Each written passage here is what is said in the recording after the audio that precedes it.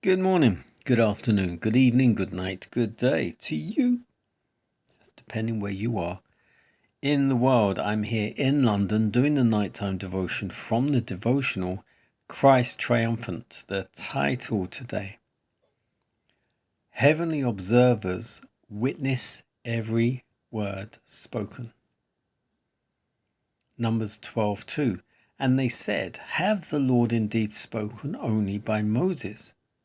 Hath he not spoken also by us? And the Lord heard it. Numbers 12:2.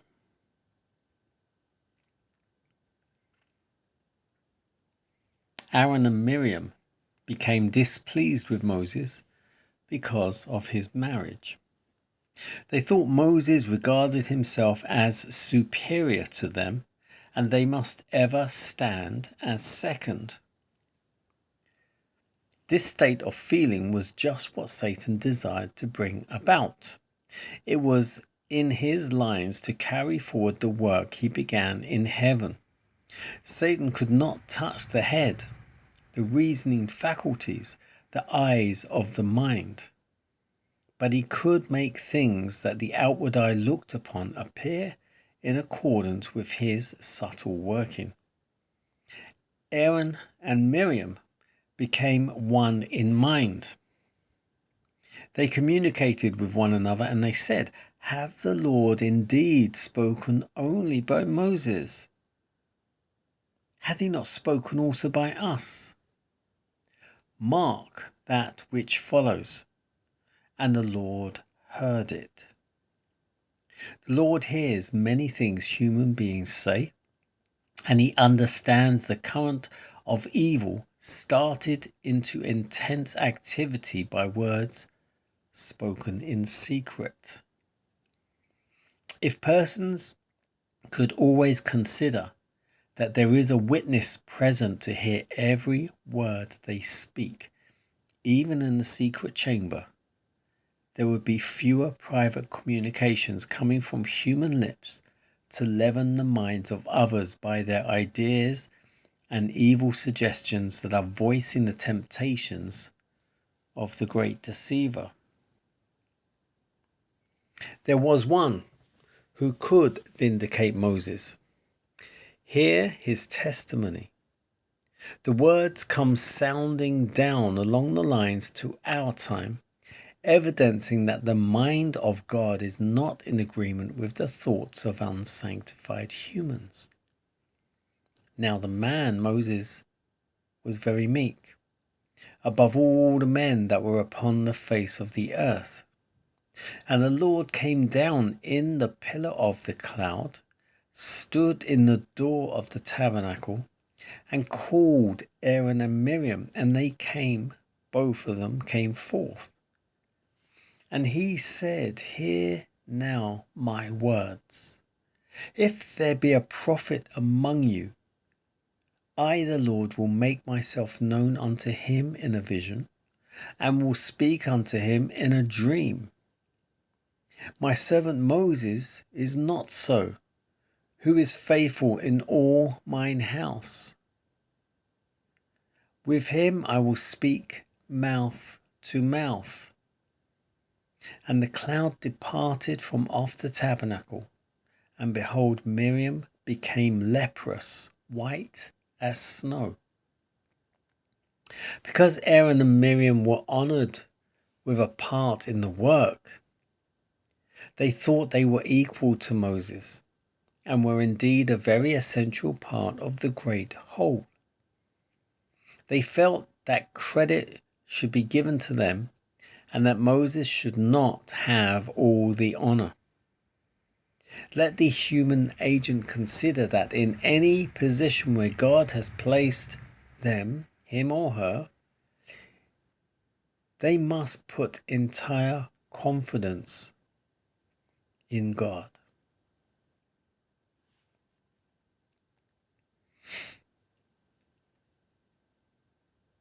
Heavenly observers witness every word spoken. What you always have to remember: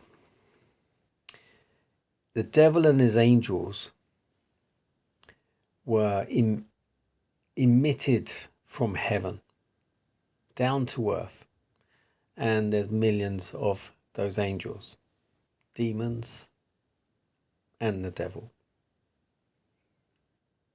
And they are running around rampant, tempting every single human being. Now keep in mind, the devil and his angels are not omnipresent. They can only ever be in one place at one time. The devil especially. But they can communicate instantly. So the devil cannot be everywhere, but his demons are. God is omnipresent. He doesn't need his angels to be everywhere, but they are. And remember, there are twice as many of God's angels as there are of the devil's. So they are ever listening, protecting, carrying messages back and forth, protecting us, blessing us, gifting us.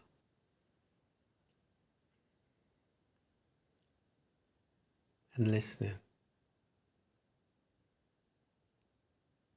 to every single word we utter, good and bad. Now, if you think about that, and you think about when you talk bad about someone or something, it is marked down on your record. When you do something bad, it's marked down on your record. When you even show some form of mannerism negatively towards someone, distaste, disdain, judgment, that's marked down on your record. Miriam and Aaron thought to think themselves equal to Moses, even though they weren't chosen by God.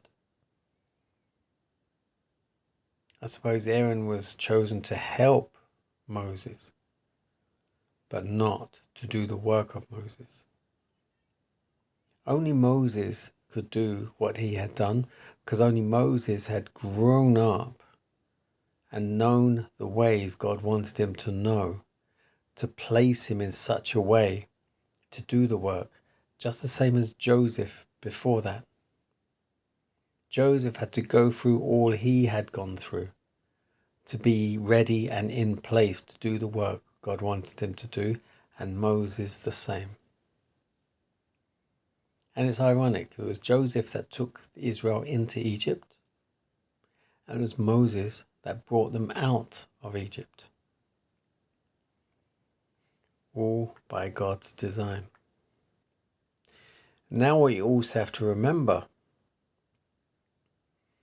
is that Aaron and Miriam were trying to put themselves equal or better than Moses.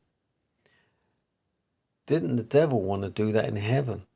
Wanted to be greater than those better than him, greater than him. He wanted to be I will put myself higher. I am better. I am more loved. I am more beautiful. I'm more gifted.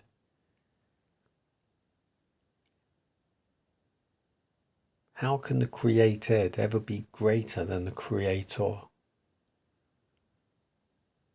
But this is what the devil does. He will test you and whisper to you and put thoughts in your head to test you, to test your faith, to test your humility.